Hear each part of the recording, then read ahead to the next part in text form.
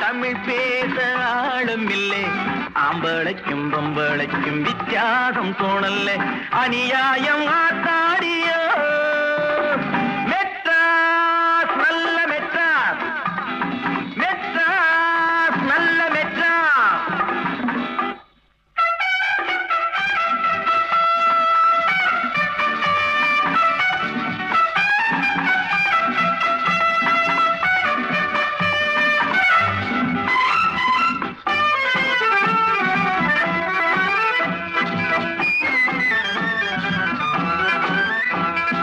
வீட்டுக்கட்டு கணக்காக இங்கே வீட்டை கட்டி இருக்காக.